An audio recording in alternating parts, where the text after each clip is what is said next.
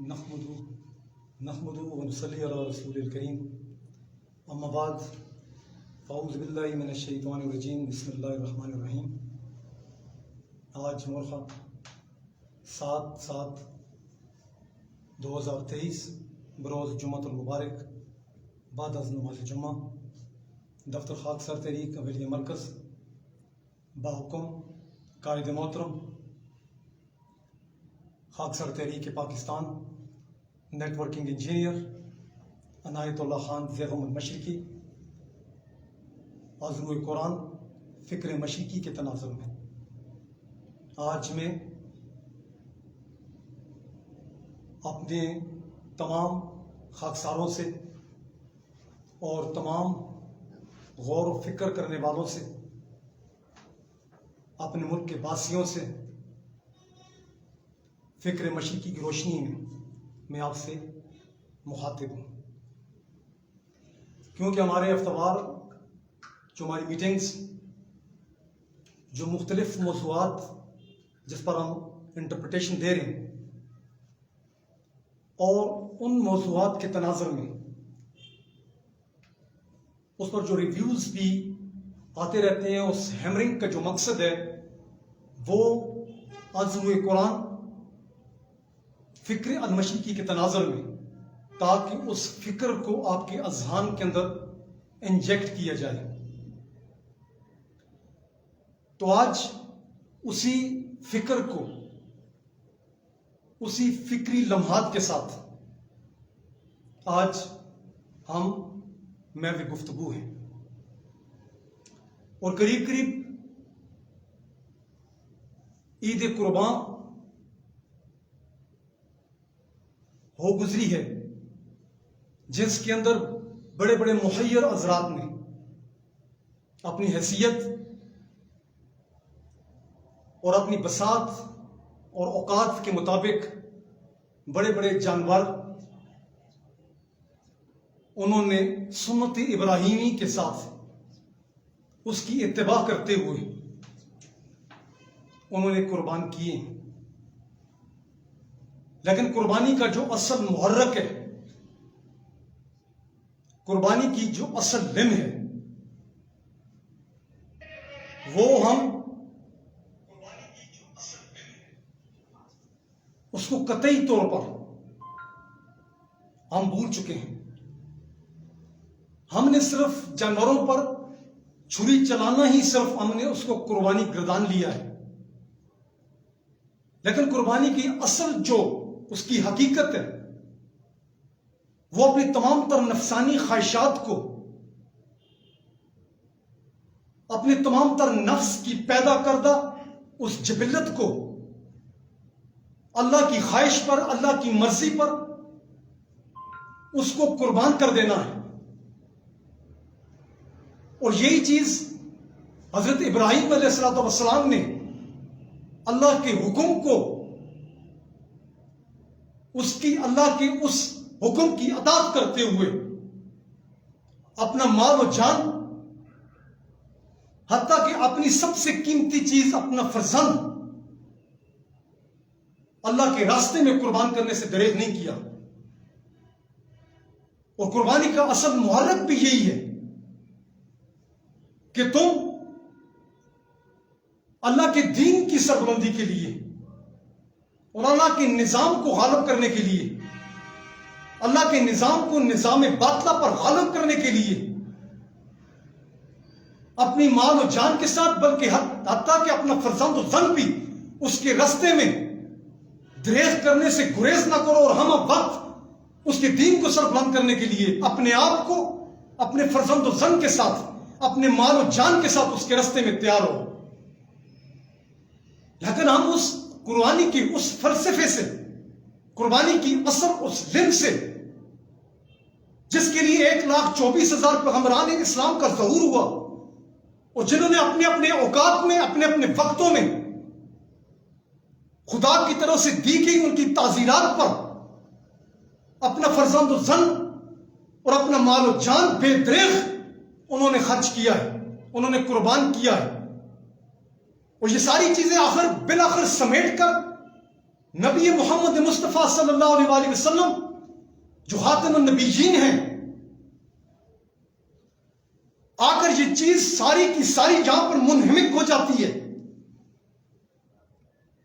کہ اس جان و مال کی قربانی کا اصل محرک کیا تھا۔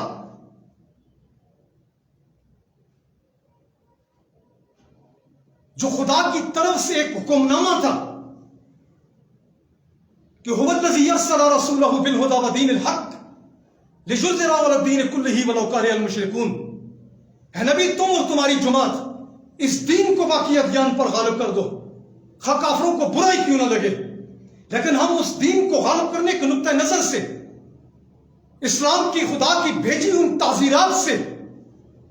وہ 6666 احکامات جو اللہ نے ہمیں قرآن کی صورت میں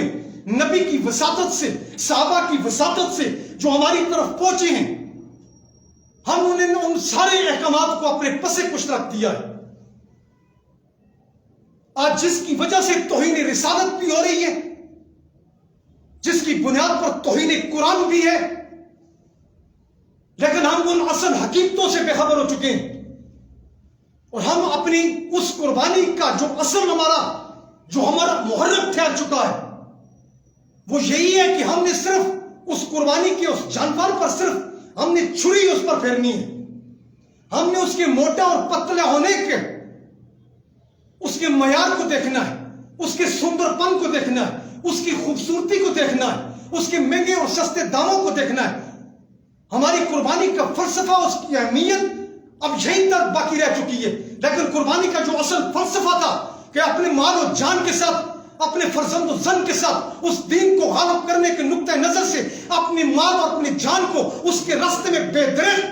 خرچ کرنے کے لیے اپنے آپ کو ہم وقت تیار رکھو، ہم اس فلسفے سے قطعی طور پر ناواقف ہو چکے ہیں۔ یہ قربانی کا اصل فلسفہ تھا، یہ سنت ابراہیمی کا اصل فلسفہ تھا، یہ 1,24,000 پیغمبران اسلام کا اصل فلسفہ تھا، یہی خدا کا حکم تھا کہ یا ایھا الذین آمنوا هل ادلکم علی تجارۃ تنجیکم من عذاب الیم، کہ خدا کے عذاب سے بچنے کا اصل محرک یہ تھا کہ تم اس کے دین کو غالب کرنے کے نقطہ نظر سے، اس کے دین کو غالب کرنے کے نقطہ نظر سے تم اپنے مالوں اور جانوں کے ساتھ اور اس کے رستے میں جہاد کرو، اور اس کے تمام تر احکامات کے آگے اپنے اس فزیکل فارمیشن کو، اپنے اس جسم کو، اپنی خواہشات کو،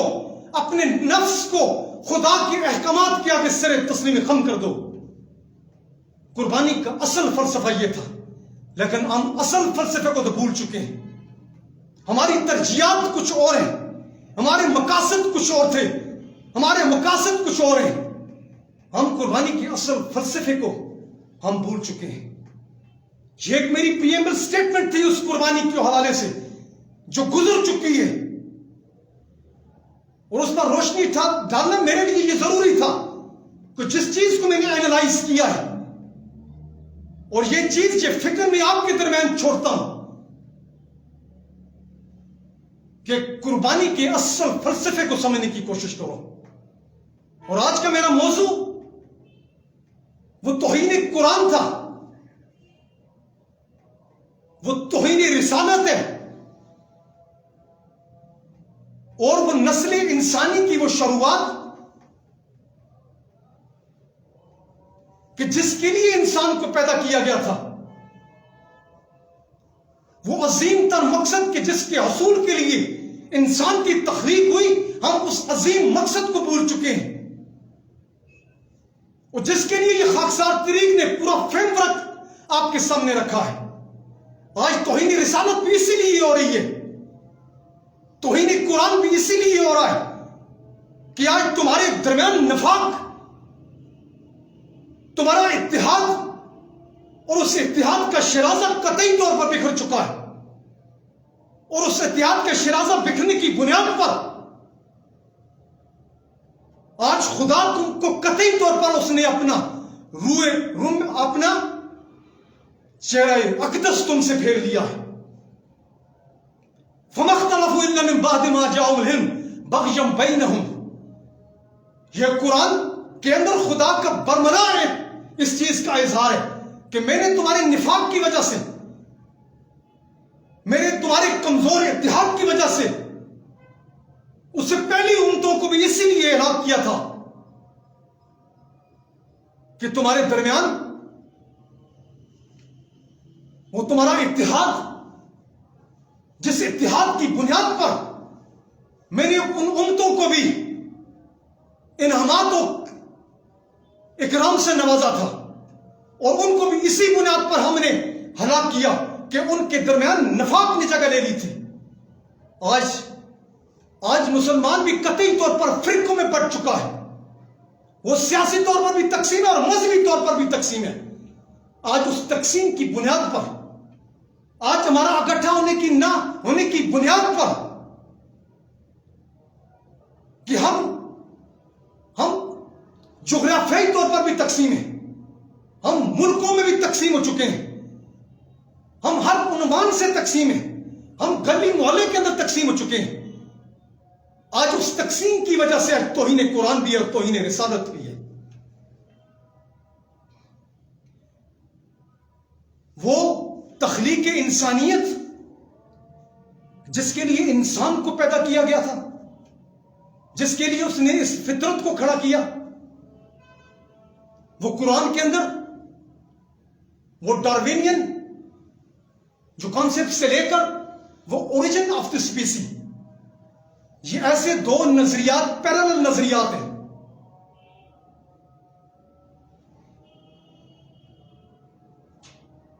جو ایک طرف اسپیشل کریشن کو پریزنٹ کر رہے ہیں، جس کریشن پر، جس تخلیق پر خدا آج بھی فخر کر رہا ہے، جس تخلیق پر خدا کو فخر تھا، جو لاکھوں اور کروڑوں برس کے ارتقاء کے بعد اس مقام تک پہنچی ہے، وہ خدا کی پیدا کی ہوئی فطرت ہے، یہ یونیورس ہے، وہ اسپیشل کریشن جو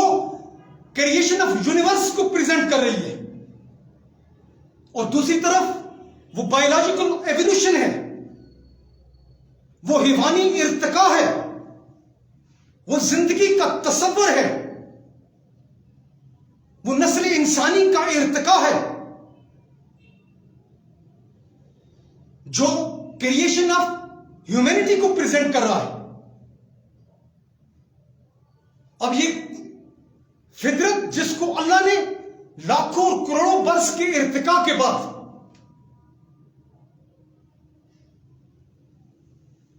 اس مقام تک پہنچایا، یہ سورج، یہ چاند، یہ ستارے، یہ پہاڑ، یہ نباتات، یہ جمادات، یہ کلسٹر، یہ سپر کلسٹر، اور اس سے بڑھ کر اور جو بلیک ہولز، اس سے بڑھ کر وہ آگے وہ کائنات کی وسعتیں جو ابھی تک ہماری آنکھوں سے اجل ہیں، لاکھوں کروڑوں برس کے ارتقاء کے گزرنے کے بعد جب اللہ نے انسان کو تخلیق کرنے کا ارادہ کیا تو سب سے پہلے اس نے جس چیز پر فخر کا اظہار کیا ہے قرآن کے اندر، وہ اس کی بنائی ہوئی فطرت ہے، جس کی بنیاد پر اللہ نے اس انسان کو تخلیق کیا ہے، اور اس انسان کی تخلیق کو پیدا کرنے کا مقصد اللہ نے اپنے آپ کو ظاہر کرنا مقصد تھا، اور سب سے پہلے اللہ نے پھر انسان کی تخلیق کا جو اولین جو سٹیج ہے وہ ایک سیل تھا کہ جس نفس واحدہ سے اللہ نے انسان کو تخلیق کیا ہے۔ یا ایھا الناس اتقوا ربکم الذی خلقکم من نفس واحدۃ وخلق منها زوجها وبث منهما رجالا كثيرا ونساء واتقوا الله الذي تساءلون به والارحام ان اللہ کان علیکم رقیبا۔ ہے لوگوں، خدا کے خوف کا کھٹکا ہر دم دل میں بسائے رکھو، جس نے تمہیں نفس واحدہ سے پیدا کیا ہے، جس نے تمہیں ایک جان سے پیدا کیا ہے، جس نے تمہیں ایک سیل سے پیدا کیا ہے، پھر اس کے باہمی ملاپ سے، اس کے باہمی ریسیپروسٹی کے ذریعے پھر اس نے بہت سی عورتوں اور بہت سے مردوں کو اس زمین پر پھیلا دیا ہے. اور ڈرو اس ذات سے اور رشتوں کا احترام کرو، کیونکہ خدا تمہارے ہر عمل کی بڑی گہرائی کے ساتھ مانیٹرنگ کر رہا ہے. اور یہ انسان کی اولین سٹیج تھی، یہ نسل انسانی کی اولین سٹیج تھی کہ اللہ نے اپنی ذات کو پروف کرنے کے لیے سب سے پہلے فطرت کو کھڑا کیا تھا، پھر اس کے بعد نسل انسانی کو تخلیق کیا. یہ سب سے پہلی سٹیج ہے جس پر خدا قرآن کے اندر اس کا اظہار کر رہا ہے. حل عطا حل الانسان حین من الدہر لم یکن شیء مذکورا، کہ قرن ہر قرن گزرنے کے بعد بھی، صدیاں گزرنے کے بعد بھی، لاکھوں کروڑوں برس کے ارتقاء کے بعد بھی ایک انسان پر زمین پر ایک ایسا وقت بھی آیا کہ یہ کوئی قابل ذکر شے نہ تھا کہ جس پر کوئی تبصرہ کیا جائے، جس پر کوئی آرگومنٹس دیے جائیں، جس پر کوئی کمنٹس کیا جائے. انسان اپنی شروع، اپنے انیشل سٹیج کے دوران کوئی قابل ذکر شے نہیں تھا کہ اس کا کوئی ذکر کیا جائے. لیکن اس کے بعد اور آج بھی ہمارے جسم کے اندر، ہماری باڈی کے اندر وہ سیل آج بھی ہماری باڈی کے اندر موجود ہے جسے انیبا پورٹیس کہتے ہیں، جو بعض اوقات انیبک ڈائسینٹری کا موجب بنتی ہے. اور اس کے علاوہ اور سیل بھی ہماری باڈی کے اندر موجود ہے، پیرامیسیا بھی ہے، انیبا بھی ہے. یہ سنگولر سیل آج بھی ہماری باڈی کے اندر موجود ہے. لیکن خدائے لم یزل نے آج جو ہماری باڈی کے اندر جو سیل موجود ہے وہ انیبا پورٹیس، جو اس وقت جس سے انسان کی تخلیق ہوئی، پھر اللہ نے اس نفس واحدہ کو اس کی دو حصوں میں اس کی ڈویژن کی ہے، اس کو دو حصوں میں تقسیم کیا گیا ہے. اس کو نر اور مادہ کے اندر اس کی ڈویژن کی گئی ہے، جس پر لاکھوں اور ہزاروں سال کا عرصہ بیت چکا ہے. اور خدا اس پر بھی گواہ ہے، اِنَّا خَلَقْنَا الْإِنسَانَ مِن نُطْفَةٍ أَمْشَاجٍ، کہ ہم نے انسان کو دور نطفے سے پیدا کیا. لیکن خدا اس پر بھی بزد ہے، حل عطا حل الانسان حین من الدہر لم یکن شیء مذکورا،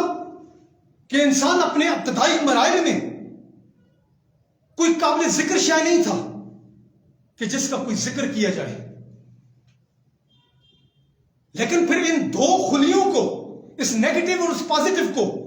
اس نر اور مادہ خلیے کو ایک ریسیپروسٹی کے ذریعے، بینی ملاپ کے ذریعے، پھر اللہ نے اس کو ایک حیوانی خلیے کے اندر اس کو تبدیل کیا ہے، جس کو اینیمل سیل کہتے ہیں.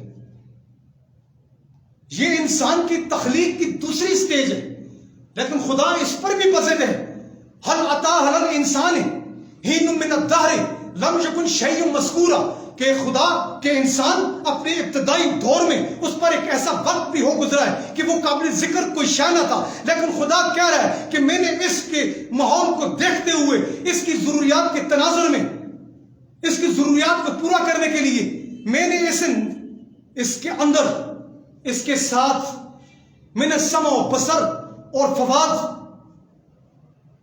دیکھنے کی صلاحیت، سننے کی صلاحیت، اور میں نے اس کے ساتھ ذہن کہ اس انسٹرومنٹ اس کے ساتھ لگا دی ہیں، جس پر خدا کہہ رہا ہے نبتلیہ فجعلناہ سمیع بصیرا، کہ میں نے اس کے ساتھ جو انسٹرومنٹس لگائے، میں نے اس کے ساتھ جو سمع و بصر اور فواد کے جو انعامات میں نے اس کے ساتھ جو لگائے ہیں، اس کے اندر ڈے بائی ڈے اس کی اپ گریڈیشن ہو رہی ہے. روز بروز اس کے اندر، اس انسان کے اعضائی ارتقاء کے اندر روز بروز اس کے اندر ترقی اور ترویج کا سلسلہ جاری ہے. قرآن کہہ رہا ہے لا تدرکہ الابصار، کہ خدا کی دی ہوئی یہ آنکھیں اللہ کا دیدار نہیں کر سکتی. لیکن خدا ساتھ یہ بھی کہہ رہا ہے وَهُوَ يُدْرِكُ الْأَبْصَارَ. اور یہ آنکھیں مجھے پا سکتی ہیں. اور اس پا لینے کا مقصد یہ تھا کہ انسان کے اعضائی ارتقاء کا جو پروسیس گزر رہا ہے, جو گریجولی اس کے اندر جو تقویت اس کو مل رہی ہے, اور ایک نہ ایک دن خدا کے ساتھ انسان کا ملنا یہ پاسبل ہے, جس کو حضرت علامہ عنایت اللہ المشرقی نے اپنی شعراء آفاق کا کتاب تذکرہ کے اندر لقائے رب کے عنوان سے اس چیز کو اس وقت پوری نوع انسانی کے سامنے اس کو کھول کے رکھ دیا تھا کہ انسان کی ملاقات رب لم یزل سے ہو سکتی ہے. اور یہ دو پروڈکٹس ہیں, ایک فزیکل پروڈکٹس ہے جس کا پروڈیوسر صرف اللہ کی ذات ہے. یہ بہت بڑا اور بہت لینتھی اور بہت کمپلیکیٹڈ سبجیکٹ ہے جس پر میں آپ سے بات کر رہا ہوں. اس کو سمجھنے کے لیے انتہائی طور پر پوری توجہ کی ضرورت ہے کہ اللہ نے انسان کو, نسل انسانی کو کس طور پر پیدا کر رہا ہے, جس پر کروڑوں سال کے عرصہ گزرنے کے بعد وہ انسان کی اس شکل کو پہنچا ہے. اس پر کروڑوں سال کا عرصہ بیت چکنے کے بعد انسان اس حالت میں پہنچا ہے. اور یہ دو پروڈکٹس ہیں, ایک فزیکل پروڈکٹ ہے جو زمین پر تیار ہو رہی ہے, اور ایک اسپرچل پروڈکٹ ہے جو عالم ارواح کے اندر موجود ہے. اب اس اسپرچل پروڈکٹ کو خدا اپنی اس روح کو جب اس فزیکل پروڈکٹس کے اندر انجیکٹ کر رہا ہے تو پھر خدا کہہ رہا ہے اِنَّا هَدَيْنَاهُ سَبِيلًا اِمَّا شَاكِرٌ وَإِمَّا كَفُورًا, کہ میں نے اس انسان کو سمیع و بصیر بنا کر پیدا کیا اور اس کو ایک راستہ میں نے دکھا دیا ہے کہ وہ ان انسٹرومنٹس کا, اس سمع و بصر اور فواد کا صحیح طور پر استعمال کرتے ہوئے وہ معرفت خدا کو پا سکتا ہے, وہ تسخیر کائنات کے پروگرام کو یقینی طور پر بنا سکتا ہے جس کے لیے میں نے اس فطرت کو کھڑا کیا تھا. خدا کہہ رہے جس کے لیے میں نے اس کائنات کو, جو میرا عظیم کارنامہ ہے, میں نے اس فطرت کو کھڑا کرنے کا مقصد ہی یہی تھا کہ میں نسل انسانی کو کھڑا کرنے کے بعد میں نے اپنی ذات کو پروف کرانا میرا مقصد تھا. اور خدا کی ذات کو پروف کرنے کے لیے اللہ نے لاکھوں کروڑوں برس کے ارتقاء کے بعد انسان کو منتخب کر رہا ہے, اس کو اس انسانیت کے مدار سے نکال کر آدمیت کے مقام تک پہنچا رہا ہے اور کہہ رہا ہے اِنَّا هَدَيْنَاهُ السَّبِيلَ اِمَّا شَاكِرٌ وَإِمَّا كَفُورًا, کہ میں نے انسان کو سمیع و بصیر بنا کر پیدا کیا ہے اور اس کو میں نے ایک راست دکھلا دی ہے, اس کو میں نے ایک راستہ دکھلا دیا ہے, اس کو میں نے ایک پیٹرن دے دیا ہے, ایک میکنزم اس کو میں نے دے دیا کہ کس طرح تم نے سمع و بصر کے صحیح استعمال کرتے ہوئے اپنے خدا داد صلاحیتوں کی بنیاد پر اپنے علم کی روشنی پر تم کس طرح خدا کے ساتھ معرفت خدا حاصل کر سکتے ہو, کس طرح تم اللہ کی ذات کے ساتھ ملاقات کر سکتے ہو, کس طرح تم دو بدو خدا کے ساتھ تم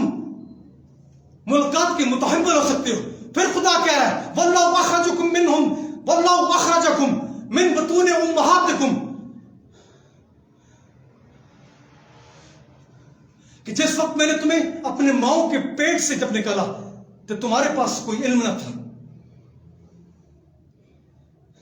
پھر میں نے تمہیں ان اوصاف سے تمہیں میں نے نوازا ہے, تمہیں میں نے سمع و بصر اور فواد سے تمہیں میں نے نوازا ہے کہ تم صحیح ان کا ادراک کرتے ہوئے, تمہیں صحیح ان کا استعمال کرتے ہوئے تم معرفت خدا کو پا سکتے ہو. خدا نے پھر انسانیت سے خدا نے انسان کو اس انسانیت کے اس پیدائش سے نکال کر پھر آدمیت کے مقام پر پہنچایا, اس کو علم کی روشنی سے اس کو نوازا کہ تاکہ تم سمع و بصر کے صحیح استعمال کرتے ہوئے تم خدا کے اسرار و رموز کے چھپے ہوئے ان خزانوں کو تم تلاش کر سکو, تسخیر کائنات کے اس پروگرام کو تم یقینی طور پر جان سکو اور خدا کے ساتھ ملنے کے متحمل تم بن سکو. لیکن ہم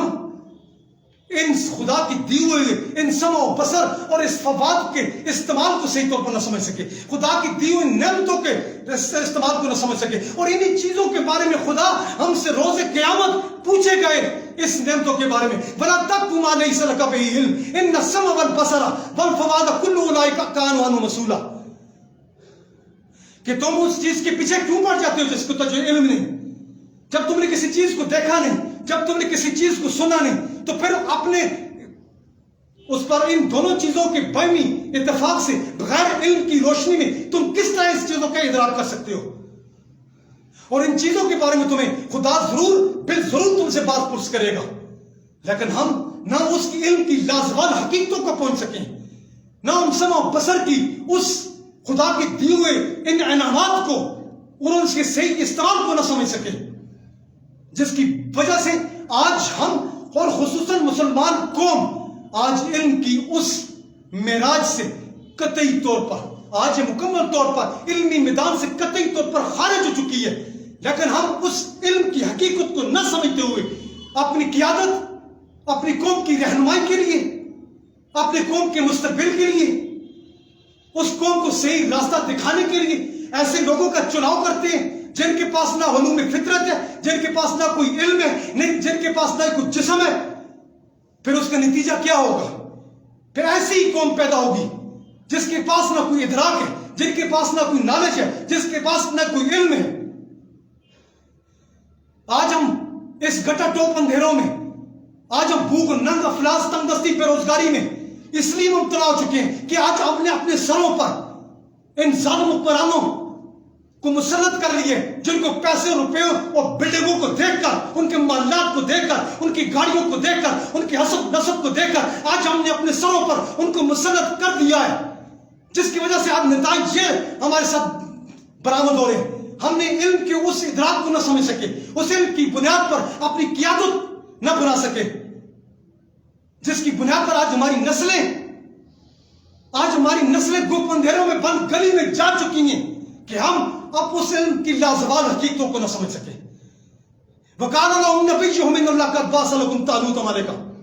قَالُوا أَنَّ يَكُونُ لَهُ الْمُلْكُ عَلَيْنَا وَنَحْنُ أَحَقُّ بِالْمُلْكِ مِنْهُ وَلَمْ يُؤْتَ سَعْةً مِنَ الْمَالِ قَالَ إِنَّ اللَّهَ اصْطَفَاهُ عَلَيْكُمْ وَزَادَهُ بَسْطَةً فِي الْعِلْمِ وَالْجِسْمِ۔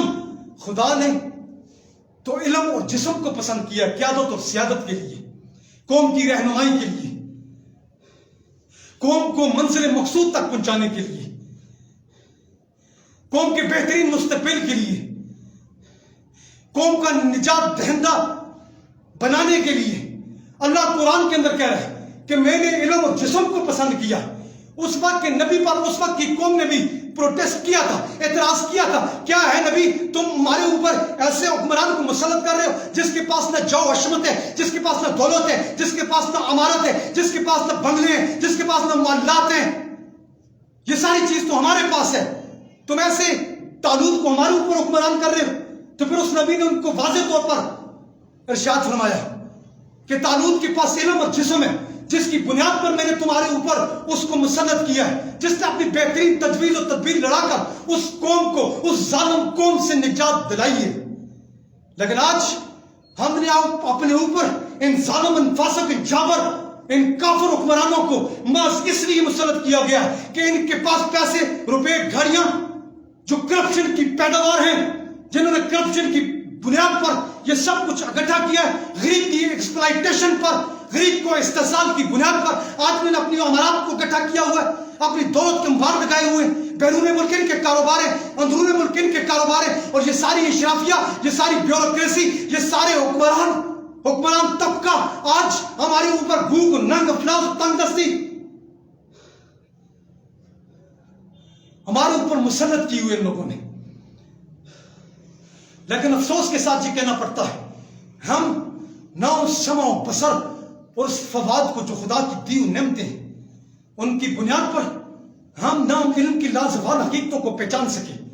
آج علوم فطرت کی بنیاد پر جو حضرت علامہ عنایت اللہ المشرقی کی فکر ہے، جو قرآن کا ایکسٹریکٹ، جو 10 قرآنک پرنسپل ہے، اس میں سے ایک علوم فطرت ہے جس پر آج بھی وہ یورپین اقوام اس پر عمل کرتے ہوئے وہ کائنات کے اسرار و رموز کو بہترین انداز کے ساتھ اس کو ڈسکلوئر کر رہے ہیں، اس کو منکشف کر رہے ہیں، اور نسل انسانی کے لیے بلکہ اپنے بہترین مستقبل کے لیے، اپنے نسلوں کے بہترین مستقبل کے لیے، ان کو پروٹیکٹ کرنے کے لیے، ان کے ڈیفنس کے لیے، ان کے بہترین مستقبل کے لیے، ان کے بہترین فیوچر کے لیے وہ اپنی تمام تر توانائیوں کو استعمال کر کے ان کو محفوظ کر رہے ہیں۔ آج وہ آج وہ تھرڈ ورلڈ کی جتنے بھی ممالک ہیں بشمول مسلمانوں کے بلکہ اسپیشلی مسلمانوں کے، وہ آج انہوں نے اپنی جنگوں کے نقشے بدل دیے۔ آج وہ پرانی روایتی جنگیں ختم ہو چکی ہیں۔ وہ موبائل وارفیئر سے نکل کر، وہ بایولوجیکل وارفیئر، وہ کیمیکل وارفیئر سے جنگیں نکل کر ایٹماسفیئر وارفیئر میں داخل ہو چکی ہیں، جس کی ایگزامپل آپ کے سامنے ہے۔ وہ ہاٹ ٹیکنالوجی جس کی بنیاد پر تمہاری فضاؤں، تمہاری آب و ہوا پر جس طرح کنٹرول کیا جا رہا، جس طرح ہزاروں سال پر محیط اس بنجر زمینوں کو جس طرح آباد کیا جا رہا ہے، اور آباد زمینوں کو جس طرح بنجر کیا جا رہا ہے، جس طرح سیلاب کی تباہ کاریاں ہمارے اوپر یلغار کی طرح، تسبیح کے دانوں کی گرنوں کی طرح ہمارے اوپر آ رہی ہیں۔ پچھلے دنوں جس طرح سندھ کے اندر اور بلوچستان کے اندر جزوی طور پر جس طرح ہمیں نہلایا گیا، جس طرح ہمارے مال مویشی اس سیلاب میں بہہ گئے، ہماری پراپرٹیز اس سیلاب کی نظر ہو گئی،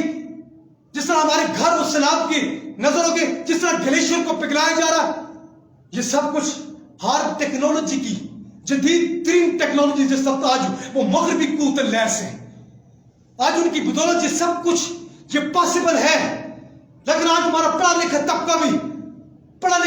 بھی اس چیز کا انکاری ہے کہ ہارڈ ٹیکنالوجی کی یہ کیسے ممکن ہے، ہاؤ از اٹ پاسبل، کیسے یہ ممکن ہے۔ لیکن وہ ربانی قوتوں کو، ربانی طاقتوں کو اپنے اس نے عمل کی وجہ سے، اپنے اس علوم فطرت کی بدولت اپنے ہاتھوں میں اس کو کنٹرول کیے جا رہے ہیں۔ لیکن تمہارا ایٹم بم جس پر تم آج مستی کر رہے ہو، جس پر آج تم مست ہو، لیکن اس ٹیکنالوجی کے مقابلے میں اس کی حیثیت ایک پٹاخے کی بھی نہیں ہے، لیکن وہ پٹاخہ بھی وہ تم سے چھیننے کے در پہ ہے۔ وہ مغربی اقوام نے بشمول چائنیز نے جو ہمارے پڑوس میں ایک سال ہمارے بعد آزاد ہوا، وہ فلک افلاک تک پہنچنے کے در پہ ہے۔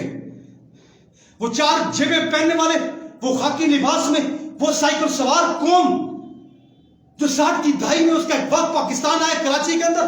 اس نے جب حبیب بینک کی بلڈنگ کو دیکھا تو ششتر ہو کر رہ گئے کہ ایسی فلک بوس بھی عمارتیں ہوا کرتی ہیں، لیکن ان کی عمارتوں کو آج دیکھ لیں، وہ فلک بوس عمارتوں کے مالک آج ان کی معیشت، اپنی معیشت کے اندر چائنا اپنا ثانی نہیں رکھتا، جس کے پاس ٹریلین ڈالر آج بھی ان کے بینکوں میں ریزرو پڑے ہوئے ہیں دنیا سے خام مال خریدنے کے لیے۔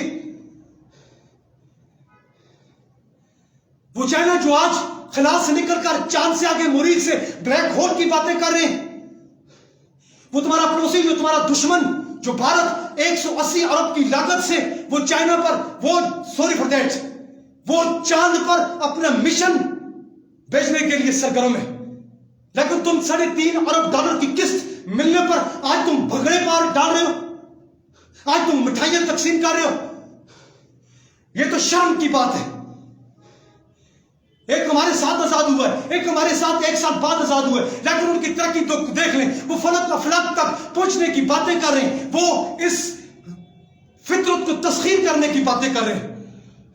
لیکن ہم اپنے طور پر اپنے بنیادی مسائل بھی، اپنے گلی محلے کے مسائل کو بھی، اپنی بنیادی ضروریات کو بھی جو ایک ریاست کی ذمہ داری ہوا کرتی ہے، اس کو بھی صحیح طور پر نہ ایڈریس کر سکتے ہیں، نہ اس کو سالو کرنے کے پاس ہمارے پاس اہلیت ہے، نہ ہمارے پاس وسائل ہیں۔ اس کی سب سے بڑی وجہ یہ کرپشن ہے، اور یہ کرپٹ نظام حکومت ہے جو اپنی ڈیلیورنس پاور قطعی طور پر کھو چکا ہے، کیونکہ پاکستانی قوم بے حیثیت قوم، ہم کرپٹ ہیں۔ ہمارا ٹیچر جو سکول میں طلباء کو پڑھاتا ہے، اگر وہ صحیح طور پر اپنے طالب علموں کو مطمئن نہیں کر سکتا، صحیح طور پر اپنی ڈیوٹیز ادا نہیں کرا، تو وہ کرپٹ ہے۔ اگر ہمارا مسجد کا امام اگر خدا کے دین کو صحیح طور پر پریزنٹ نہیں کر سکتا، اسلام کو صحیح طور پر، اسلام کے اس عالم آرا پروگرام کو، اس فطرت کے عالم آرا پروگرام کو صحیح طور پر ایکسپلین نہیں کر سکتا، تو وہ ہماری مسجد کا وہ مولوی کرپٹ ہے۔ اگر ایک دکاندار، اگر ایک ملازم اپنے اس مالک کے ساتھ وفاداری کے ساتھ اس کی دکان پر صحیح طور پر ایمانداری کے ساتھ کام نہیں کرا، تو وہ ملازم کرپٹ ہے۔ آج ہمارے ہر محلے کے اندر ایک سکول، ایک مدرسہ ہے، ایک مسجد ہے، لیکن تم دکان اس محلے کی نکڑ پر تم خالص دودھ حاصل نہیں کر سکتے. تو اس کا مطلب یہ ہے کہ تمہارے اسکولوں کے اندر پڑھائی جانے والی تعلیم اور اس کا ٹیچر کرپٹ ہے, اس مسجد کا امام کرپٹ ہے, اس مدرسے کا ہولڈر, اس مدرسے کا منتظم کرپٹ ہے, جس کی وجہ سے تمہیں تو بنیادی تمہاری ضرورت, تمہارا دودھ تمہیں صحیح طور پر خالص نہیں مل رہا, کیونکہ ہم بنیادی طور پر کرپٹ ہیں. اپنے اداروں کو دیکھ لیں, وہ پی آئی اے کو دیکھ لیں, ہر سال 45 ارب روپے کا نقصان وہ شو کر رہے ہیں, روزانہ کی بنیاد پر 13 کروڑ کی خربت. یہ کرپشن نہیں تو اور کیا ہے؟ تم اپنے ریلوے کے انتظام کو دیکھ لو, ریلوے کو دیکھ لو, 41 ارب روپے کا سالانہ نقصان اور روزانہ 11 کروڑ کی بنیاد پر کرپشن. یہ کرپشن نہیں تو اور کیا ہے؟ یہ نظام حکومت کرپٹ نہیں تو اور کیا ہے؟ ہماری بیوروکریسی کرپٹ نہیں تو اور کیا ہے؟ ہماری اشرافیہ کرپٹ نہیں تو اور کیا ہے؟ ہمارے سیاستدان, ہمارے حکمران, ہمارے مذہبی پیشوا جنہوں نے صحیح طور پر دین کو ایکسپلین نہیں کر سکے, یہ کرپٹ نہیں تو اور کیا ہے؟ ہر سال 3.5 سے 3.5 لاکھ ٹکٹ پی آئی اے اپنے عزیز و اقارب رشتہ داروں میں تقسیم کر رہا ہے. یہ پی آئی اے کے ادارہ کرپٹ نہیں تو اور کیا ہے؟ تمہارے ایوان صدر کا روزانہ کا کھانے کا خرچہ 55 لاکھ روپے روزانہ کا ہے. تمہارے ایوان صدر میں بیٹھا وہ صدر, وہ کرپٹ نہیں تو اور کیا ہے؟ تمہارے وزیر اعظم کے دورے, اس دوروں پر روزانہ کا خرچ 52 لاکھ روپیہ ہے, وہ وزیر اعظم کرپٹ نہیں تو اور کیا ہے؟ اور پوری اشرافیہ, پاکستان کی اشرافیہ, پاکستان کی ایلیٹ کلاس اور پاکستان کی بیوروکریسی, پاکستان کی افسرشاہی, پاکستان کے سیاستدان, پاکستان کے حکمران, یہ سب triangle, Bermuda triangle ہے. یہ سب اپنے اپنے مفادات کی خاطر جنگ لڑ رہے ہیں اور ایک دوسرے کے مفادات کے سپورٹ کرنے کے لیے, انہیں مضبوط کرنے کے لیے ایک دوسرے کے ساتھ تعاون کر رہے ہیں. اور یہ بان متی قبیلہ ہے جو ایک دوسرے کو پروموٹ اور سپورٹ کر رہا ہے, اور یہ پورے کا پورا نظام کرپٹ ہے, اور اس نظام کو چلانے والے کرپٹ ہیں. اور آج بچے کچھ ہمارے ایسٹس پی آئی اے کو دیکھ لیں, اس پر بھی بورڈ لگا ہوا ہے برائے فروخت. تمہاری پاکستان سٹیل مل کو دیکھ لیں, اس پر بھی برائے فروخت. آج تمہاری اسمبلیوں میں, تمہاری پارلیمنٹ کے اندر,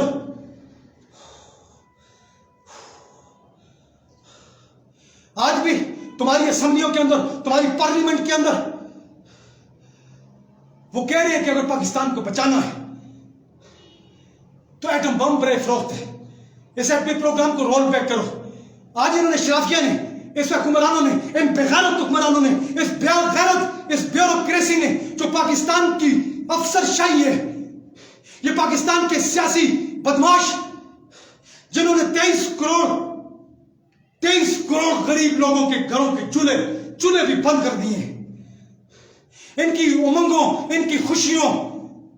ان کے خوابوں کے قاتل ہماری پاکستان کی بیوروکریسی ہے, پاکستان کی کرپٹ نظام حکومت ہے, پاکستان کے سیاستدان ہیں, پاکستان کے حکمران ہیں جنہوں نے 23 کروڑ ہماری اس 95% غریب طبقے کو ایکسپلائٹیشن کی بنیاد پر ان کو زمین بوس کر دیا. 95%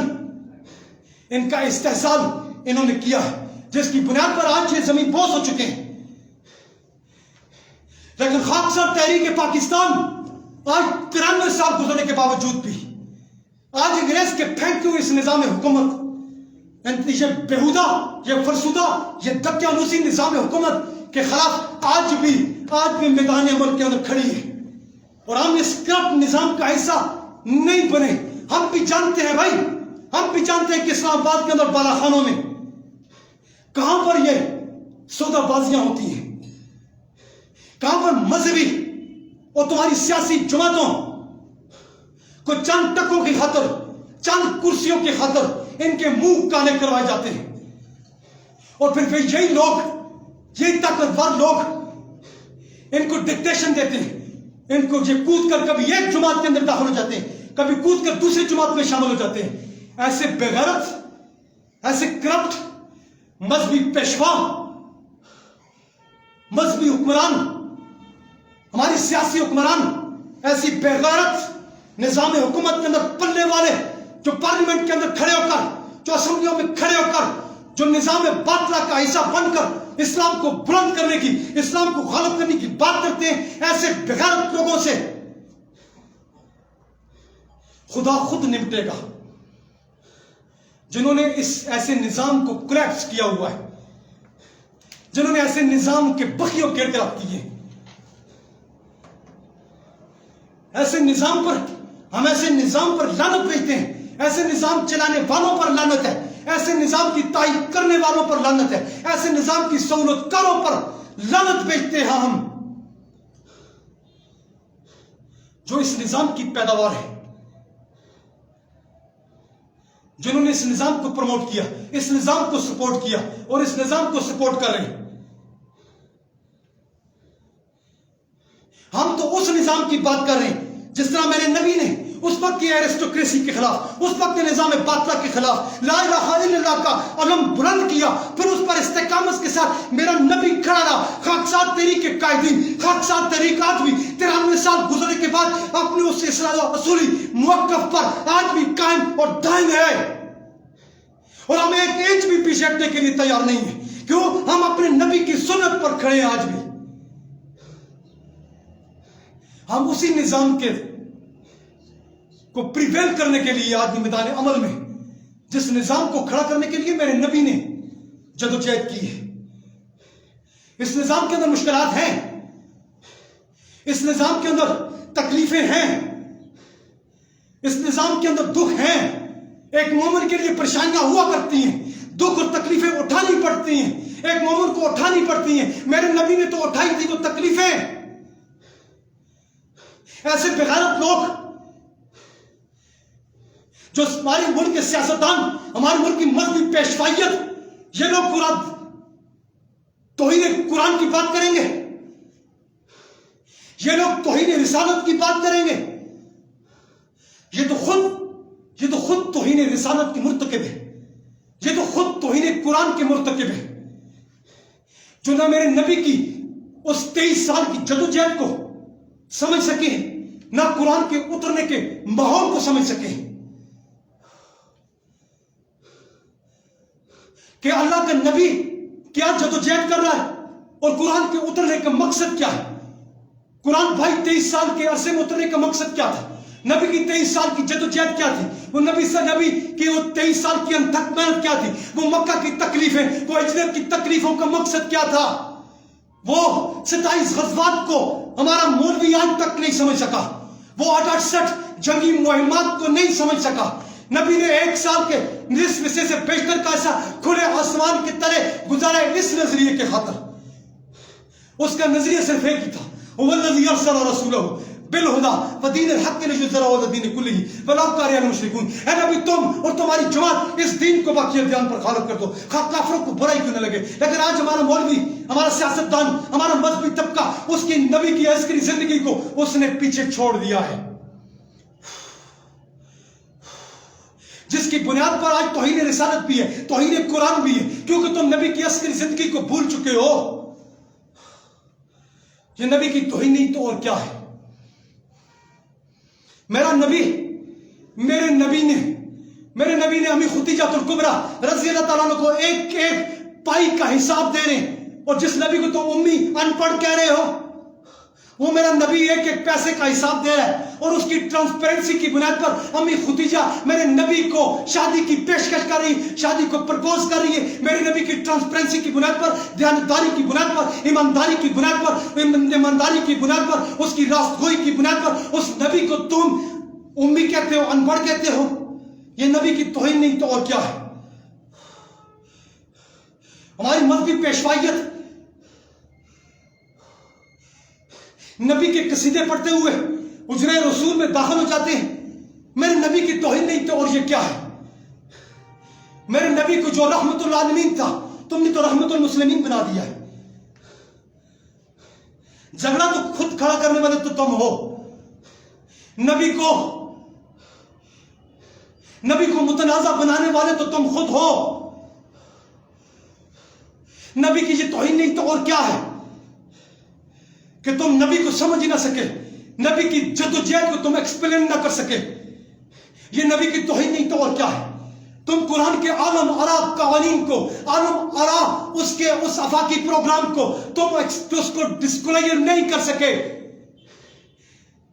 تم نے تو اس وقت ٹانکوں اور یزدانوں کی زینت بنا دی ہے. یہ قرآن کی توہین نہیں تو اور کیا ہے؟ تم نے اس قرآن کو صرف مردے بخشوانے کے لیے، صرف ایک مذہبی کتاب کی طور پر تم نے اسے انٹروڈیوس کرایا ہے. یہ قرآن کی توہین نہیں تو اور کیا ہے؟ یہ تو اللہ کی تعزیرات تھی، یہ تو اللہ کا قانون تھا. تمہاری عدالتوں میں آج بھی انگریز کا قانون ایڑیاں رگڑ رہا ہے. یہ قرآن کی توہین نہیں تو اور کیا ہے؟ تمہاری عدالتوں کی زینت وہ انگریز کا پھینکا ہوا گندا نظام، جس میں 100 سال گزر جاتے ہیں، کسی کو انصاف نہیں ملتا. یہ قرآن کی توہین نہیں تو اور کیا ہے؟ قرآن کہہ رہا ہے وَمَن لَمْ يَحْكُمْ بِمَا أَنزَلَ اللَّهُ فَأُولَٰئِكَ هُمُ الْكَافِرُونَ. جن لوگوں نے اللہ کی بھیجی ہوئی تعزیرات کے مطابق فیصلے نہیں کرتے، وہی تو کافر ہیں. وَمَن لَمْ يَحْكُمْ بِمَا أَنزَلَ اللَّهُ فَأُولَٰئِكَ هُمُ الْفَاسِقُونَ. جو لوگ اللہ کی بھیجی ہوئی تعزیرات کے مطابق، اللہ کے بھیجے ہوئے قانون کے مطابق اپنی زندگیوں کو نہیں گزارتے، اپنے اس کے مطابق فیصلے نہیں کرتے، وہی تو فاسق ہیں، وہی تو فاجر ہیں. وَمَن لَمْ يَحْكُمْ بِمَا أَنزَلَ اللَّهُ فَأُولَٰئِكَ هُمُ الظَّالِمُونَ. وہی تو لوگ ظالم ہیں جو خدا کی بھیجی ہوئی قوانین کے مطابق فیصلے نہیں کرتے. یہ قرآن کی توہین نہیں تو اور کیا ہے؟ قرآن کی توہین کرنے والے تم خود، نبی کی توہین کرنے والے تم خود. وہ جس نے نبی پر کتاب لکھی وہ تو عدالت میں کھڑے ہو کر کہہ رہا ہے کہ میں نے تمہارے علماء کو کوٹ کیا ہے، کہیں سے بھی کوئی غلطی ثابت کرو تو مجھے پھانسی لگا دو. تم نے نبی کو متنازع کرنے والے تم خود ہو. تم تو کسی ایک چیز پر متفق بھی نہیں ہو سکے. تم تو کسی ایک چیز پر بھی اپنے آپ کو اپنا اتحاد ثابت نہیں کر سکے. نبی کی توہین کرنے والے تو تم ہو. قرآن کہہ رہا ہے وَلَوْ شَاءَ اللَّهُ لَجَعَلَهُمْ أُمَّةً وَاحِدَةً وَلَكِنْ يُدْخِلُ مَن يَشَاءُ فِي رَحْمَتِهِ وَالظَّالِمُونَ مَا لَهُم مِّن وَلِيٍّ وَلَا نَصِيرٍ. یہ بنی انسان تو ایک امت ہے،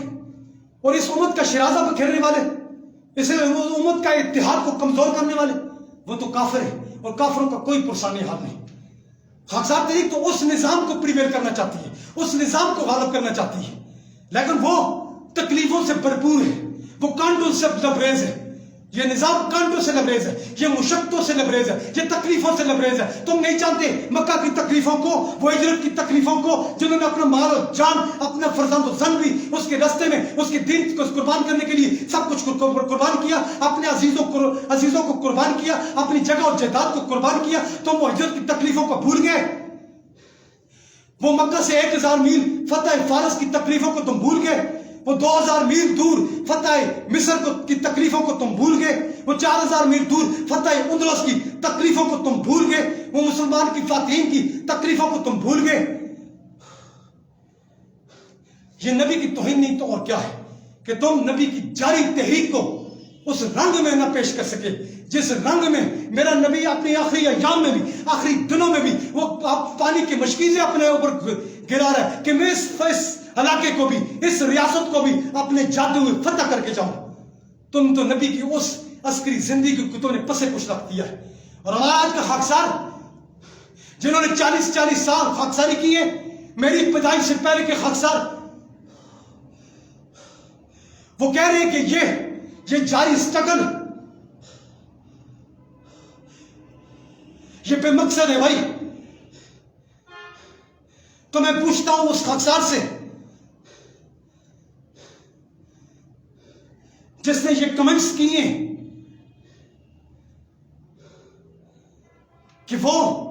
میرے نبی کی وہ 23 سال کی جدوجہد کو کس کھاتے میں تم ڈال رہے ہو، کہ تم کہتے ہو کہ خاکسار تحریک وہ نتیجہ پیدا نہیں کر رہی. یہ تو نتائج سے ماورا کوشش ہے. تم سے انقلاب کے بارے میں نہیں پوچھا جائے گا، تم سے تمہاری حیثیت کے مطابق، تمہاری قابلیت کے مطابق تم سے بات پوچھ ہوگی. لیکن تم نے یہ جواب ضرور دینا ہے کہ تم اللہ کے اس نبی کی اس جدوجہد کو بھول گئے ہو، کہ تم کہتے ہو کہ خاکسار تحریک کی اس کوششوں کو کہتے ہو کہ یہ تحریک بے مقصد ہے، کوئی نتیجہ پیدا نہیں کر سکتی، اس چیز کا پہلے جواب دے گا وہ کہ خاکساروں کی وہ جدوجہد، وہ بہار کے اندر مسلمانوں کا وہ شیعہ سنی فسادات میں جس طرح مسلمان خاکساروں نے اپنی جانوں کے نذرانے پیش کی، تم ان کی جدوجہد کو بھول چکے ہو. تم بلند شہر کے اندر اس جیل کے اندر خاکساروں کو ایک لائن میں کھڑا کر کے انہوں نے گولیوں سے بھون ڈالا. تم خاکساروں کی جدوجہد کو بے ڈکار ہضم کر رہے ہو. تمہیں اس چیز کا جواب دینا ہوگا. تم نے خاکسار تحریک پر جو قدغن لگائی ہے تمہیں اس کا جواب دینا ہوگا، تب جا کر تم خاکسار تحریک میں اپنے آپ کو فعال پاؤ گے. بصورت دیگر تمہیں کسی صورت میں قابل قبول نہیں کیا جائے گا کہ تم نے اللہ کے دین کی اس محنت کو تم اس پر الزام ڈالتے ہو. تم 19 مارچ 1940 کے خاکساروں کی جدوجہد کو بھول چکے ہو. تم اعظم گڑھ مسجد میں اکوڑا خٹا میں جس طرح خاکساروں نے اپنی جانوں کے نذرانے پیش کی تم اس کو بھول چکے ہو. تمہیں اس کو پہلے اس کی کلیریفیکیشن کرنی پڑے گی. ہم تو اس نظام کو غالب کرنے کی بات کر لیں، اس اصل آباد کی بات کر رہے ہیں، اس جماعت کی بات کر رہے ہیں جس طرح میرے نبی نے مکہ سے مدینہ ہجرت کرنے کے بعد اللہ قرآن کے اندر کہہ رہا ہے ذالک الکتاب لا ریب فیہ. اے نبی جو پروگرام میں نے تمہیں دیا ہے اس میں ذرا بھی شک و شبہ کی گنجائش نہیں ہے، اور تم اس پر شک کر رہے ہو اور تم اس پر گمان کر رہے ہو. لعنت ہے تمہاری سوچ پر،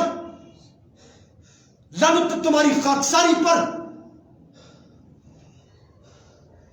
تم صحابہ کی جدوجہد کو، مسلمان فاتحین کی جدوجہد پر ان کو بے ڈکار ہضم کر رہے ہو. حیف ہے تمہاری اس سوچ پر کہ خدا قرآن کے اندر کہہ رہا ہے الذین یؤمنون بالغیب ویقیمون الصلاۃ ومما رزقناہم ينفقون. متقی تو وہ لوگ ہیں جو آنے والے واقعات، آنے والے وقت، مستقبل کے درخشاں ہونے پر کامل یقین رکھتے ہیں اور خدا کے حضور 5 وقتہ کھڑے ہو کر اس کے احکامات کا دائمی اقرار کرتے ہیں اور جماعت کو غالب کرنے کی خاطر قربانی مال کرتے ہیں. تم نے مستقبل کے بارے میں اپنی پریڈکشن یہ دی ہے. حیف ہے تمہاری سوچ پر، تمہاری خاکساری پر، تمہاری فکر پر، تمہارے نظریے پر. وہ خدا کی وہ تعبیر جو قرآن کے اندر اس نے بتائی ہے، ہم تو اس اصل آباد کو کھڑا کرنے کے در پہ ہیں جس نے اس اصل آباد کو، میرے نبی نے جس طرح اس اصل آباد کو کھڑا کر کے ان کے درمیان تمام تر تعصبات کو، تمام تر تفرقوں کو، تمام تر ہلاکائی بنیادوں کو، تمام تر پیسے اور پیسے کی اور جائیداد کی اس اونچ نیچ کو قطعی طور پر برابر کر دیا. پھر کہا ہے نبی آپ ان پر اپنا مال و جان اور ان کو کہو کہ اپنی استطاعت کے مطابق اس جماعت کو، اس اصل آباد کو مضبوط کریں. مشرقی نے اس فکر کو اٹھا کر ہندوستان کی سرزمین پر اس کی امپلیمنٹیشن کی ہے.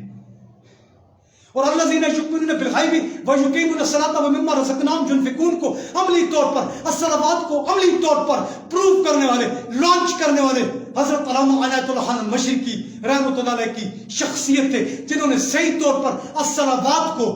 آباد کا مطلب اور مفہوم یہی تھا کہ تم اپنے آپ ایک دوسرے کے ساتھ جڑ جاؤ، ایک دوسرے کو پروموٹ کرو، ایک دوسرے کو سپورٹ کرو، ایک دوسرے کے دست و بازو بنو، کندھے سے کندھا اور قدم سے قدم ملانے کا کانسیپٹ یہی تھا. اصل آباد کا مقصد یہی تھا کہ تم ایک دوسرے کو مضبوط کرو. مشرقی نے بھی تو کاٹیج بیس انڈسٹری کی بنیاد پر ایک دوسرے کو مضبوط کیا تھا. وہ اصل آباد تو یہی تھی، وہ جماعت کا مقصد تو اولین یہی تھا. اس شخص نے صحیح معنوں میں اصل آباد کو کھڑا کیا. خاکسار تحریک پہ اس اصل آباد کو کھڑا کرنے کے در پہ ہے اور یہ کھلی دعوت ہے بھائی. کوئی آتا آئے، کوئی آتا ہے آئے، کوئی نہیں آتا بے شک نہ آئے.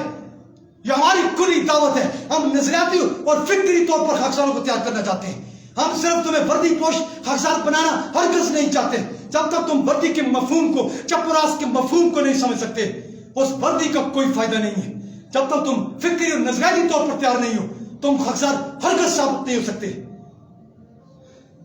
اللہ تعالیٰ ہم کو خاکسار طریق کے نظریے، اس کے آفاقی پروگرام کو